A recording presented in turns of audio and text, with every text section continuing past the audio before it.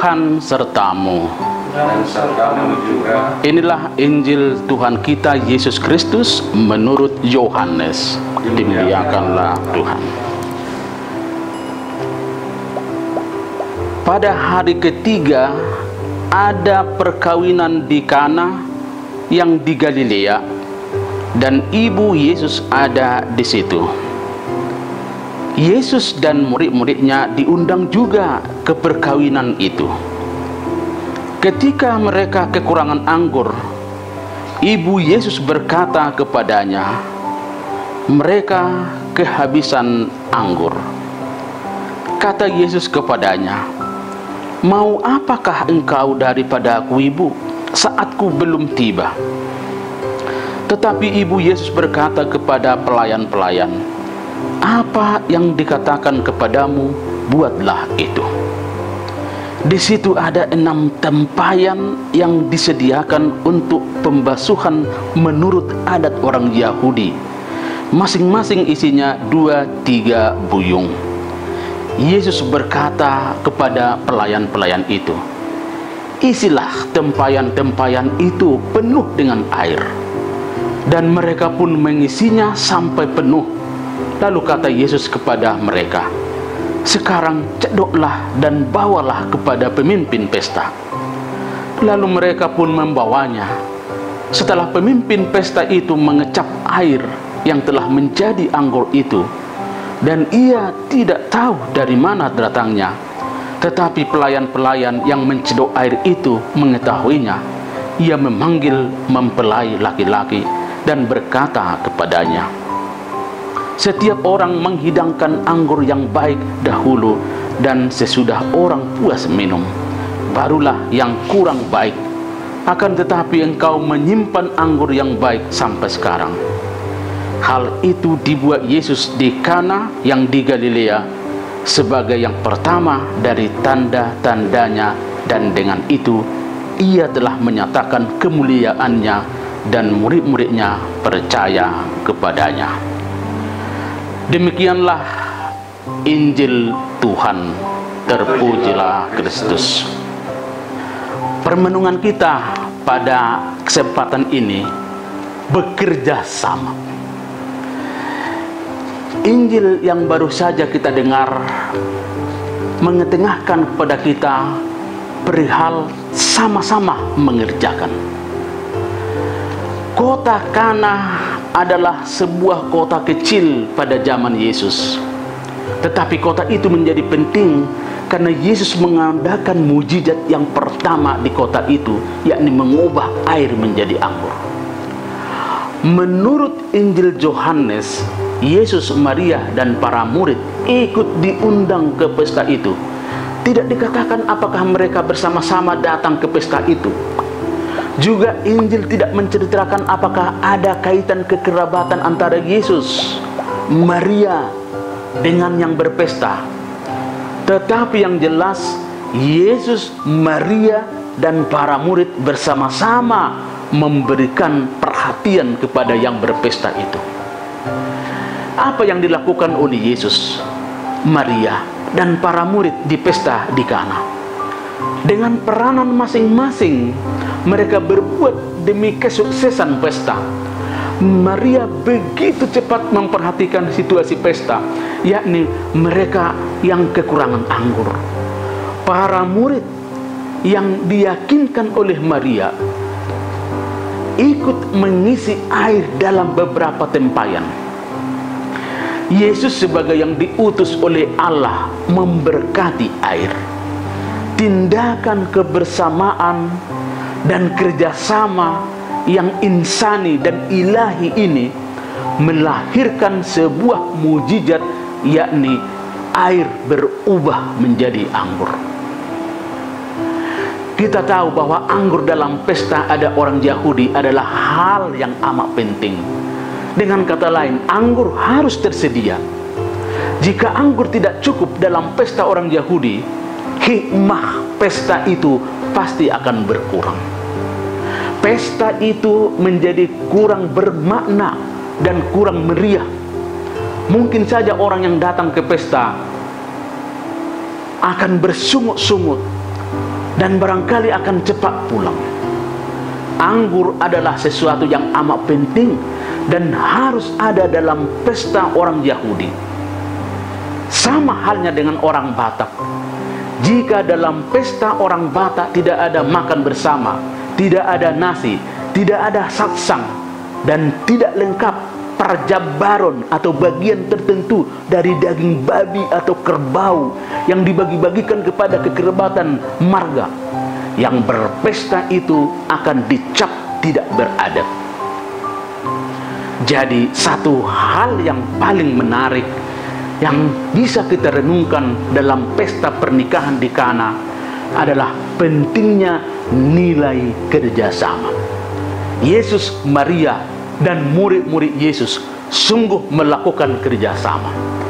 Dengan adanya kerjasama, terjadilah mujizat.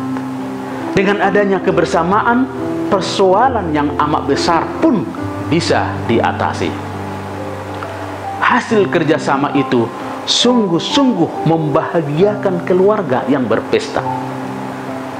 Kita perlu merenungkan dengan sungguh bahwa perubahan air menjadi anggur terjadi karena ada kesatuan rencana dan kesatuan pikiran dari pihak yang datang ke pesta itu.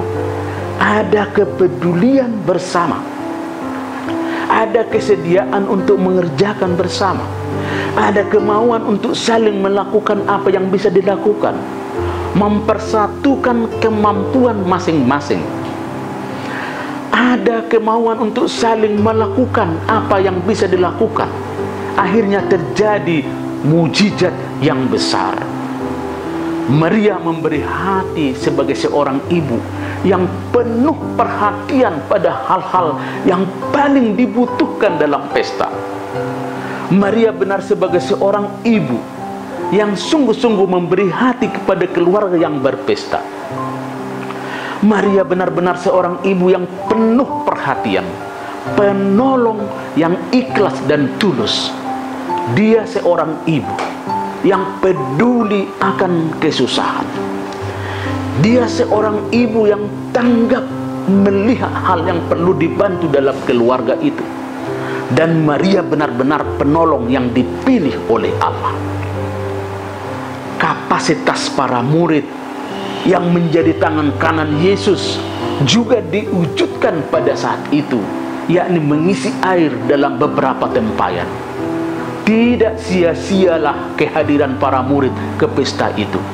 Para murid tidak hanya duduk manis.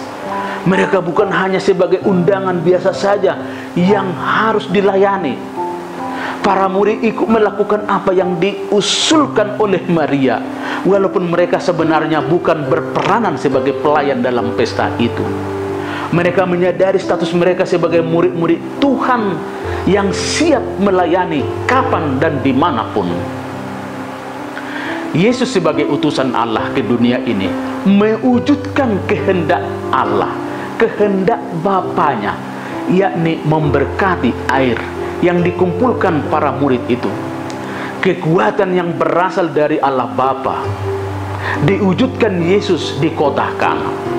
Yesus sungguh menunjukkan buah kasih pelayanannya itu.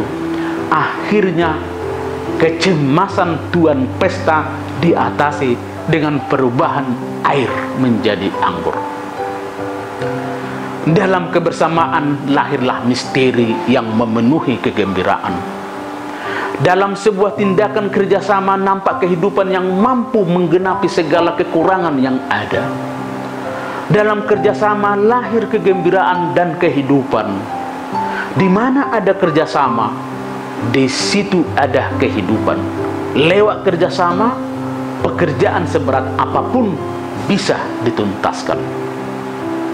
Walaupun nampaknya kecil perbuatan Maria dan biasa-biasa saja apa yang dilakukan oleh para murid, tetapi sungguh melengkapi apa yang hendak dilakukan oleh Yesus, yakni memberkati air dalam pesta itu.